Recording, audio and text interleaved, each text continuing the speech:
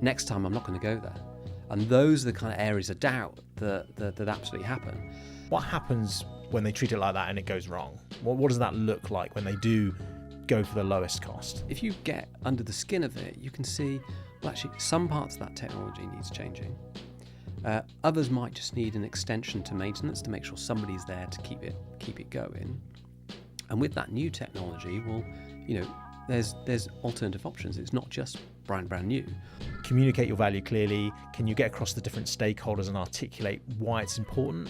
So I think sometimes we forget that the buyers aren't always the ones that would feel the impacts if it goes wrong. So you've got to be able to articulate that more broadly. Our mission is to keep technology connected. We're supporting some huge businesses. If something goes down, they could stop trading. How do you approach that situation, and how do you kind of convince customers of the value?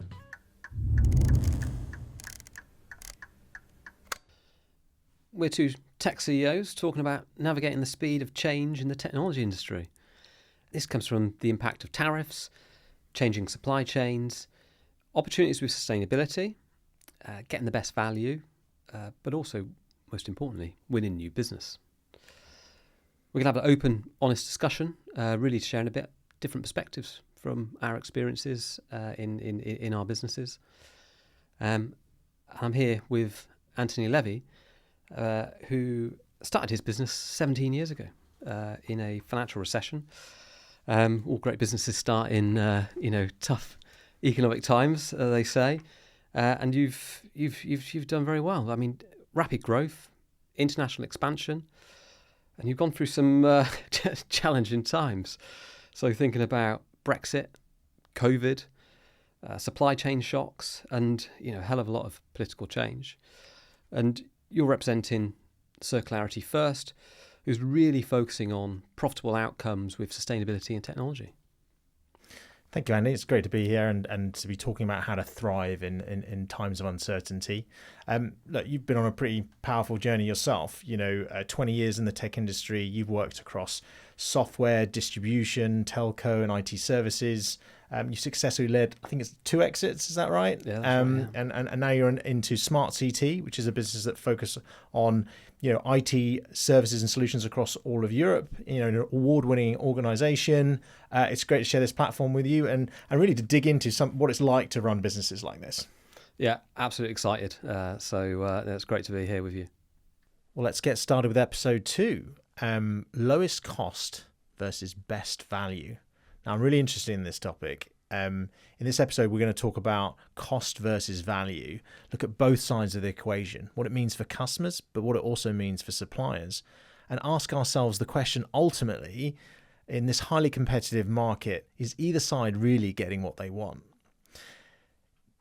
We both work in marketplaces where we're often tendering or going to blind bids. There's a lot of competition, we're a lot of pressure. We know the economy's tight and that people are trying to save money. Business cost structures are under pressure, and there's always this challenge of increasing the value but somehow keeping the cost low.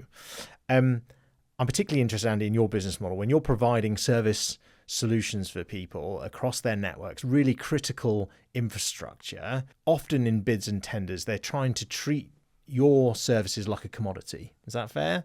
But you're providing a service. So how do you square that round peg? How do you approach that situation, and how do you kind of convince customers of the value? Yeah, I think value, cost pressure, it's been about for since the beginning of time. The last 2 years have been probably trickier with that, if I'm honest, and really understanding what the core value you're offering, or understand what the customer sees as what's the overall mission they want from procuring that service, having you embedded in their organisation to support them, and under that, well, what are the top 3 things they want to achieve? And you're always told service. Service is always first, because it is ultimately about the customer experience. So really rephrasing that into, that service mindset is absolutely super critical. The one thing that I believe in is that, we have dashboards across our office because I want to make sure what is really happening in the organisation. understanding our service level performance of our customers is critical, because that's the first thing everybody says to us. Why do you want the service? We want it performance to our customers, obviously commercially at the right price, but it does become tricky, and really highlighting that value and the impact if nobody turns up. That's the really big piece that we talk about. Our mission is to keep technology connected. We're supporting some huge businesses. If something goes down, they could stop trading, and making sure somebody is there. They're there on time or as quickly as possible to get you back up and running. It's never always the things you first kind of think of, but when it does happen to you and you feel that pain yourself, you know the impact, and you could lose a hell of a lot of money. So that sort of deeply resonates with me, but it still feels like, even sort of knowing that some customers still prioritize cost in their bid and tendering processes versus the service.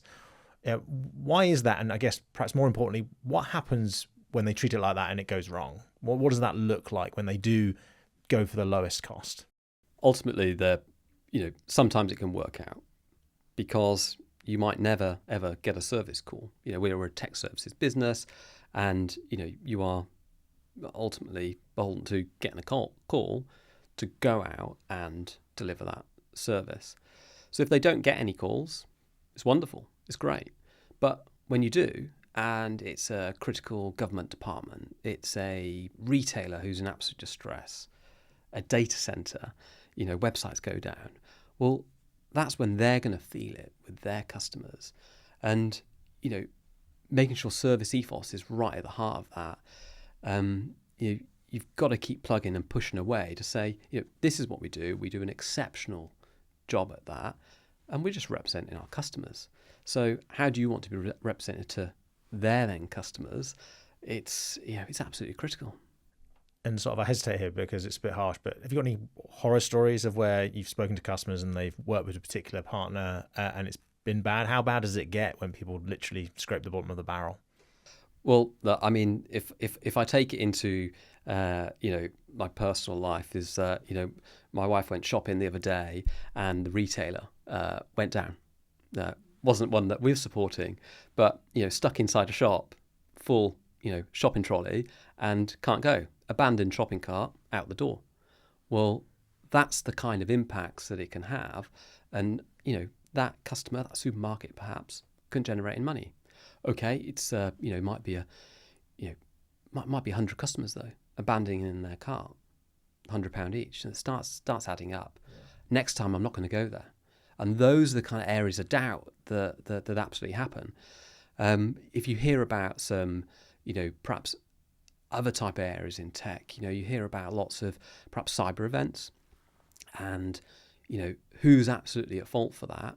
Well, if a business is out there saying, I've done the best I can for our customers and my shareholders, but somebody in your supply chain let you down, I don't want to be them.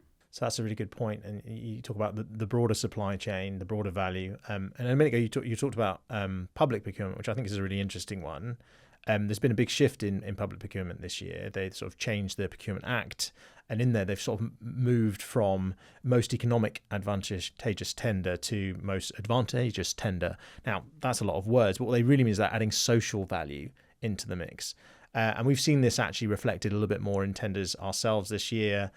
People are a bit more focused on sustainability, but equally, where's job creation? Where's solving other social problems? And I think in the IT industry, we've perhaps not always been very good at kind of adding that value. But clearly the signals from government, and we're also seeing it from large enterprises, that's becoming a more important feature in their tenders. Are you seeing that at all? Is that part of what you see in your bids? Yeah, absolutely. And I think if you look at the cultural piece more broadly, social values becoming more and more important, especially across Europe in the markets that we operate in. And those tenders are getting more and more detailed. So how do you make sure you get that across powerful enough? Yeah, and I think it's interesting you highlight Europe particularly. I mean, there's a lot of regulation that's sort of been led through Europe, particularly around sustainability, the CRSD and things like that, where people are expecting you to report your carbon emissions and things like that. But I guess if I was to summarize kind of what we've touched on today, so like, no matter what we say, like value-driven purchasing isn't going away. People always want to get great value, but I guess it's about, can you communicate your value clearly? Can you get across the different stakeholders and articulate why it's important? So I think sometimes we forget that the buyers aren't always the ones that would feel the impacts if it goes wrong. So you've got to be able to articulate that more broadly.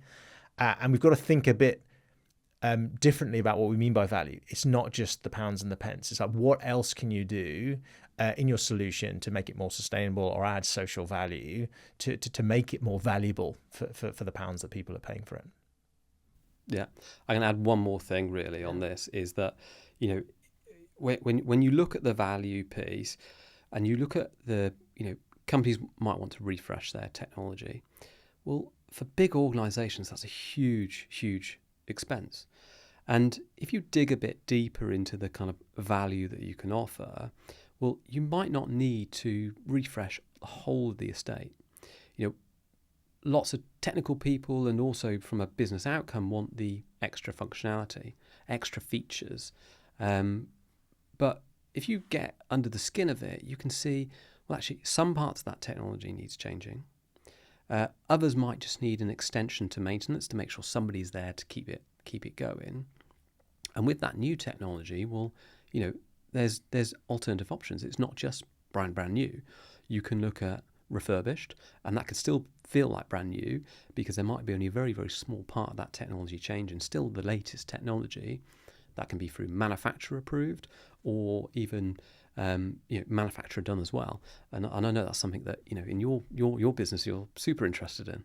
That's a really good point. Yeah, one of the things we do for customers is do the double whammy of actually implementing something like a Cisco refresh product, which is a fully remanufactured solution that has lower costs, so typically 15 to 20% cheaper, but also massively more sustainable, which can go into that social value component as well. Great. Thank you.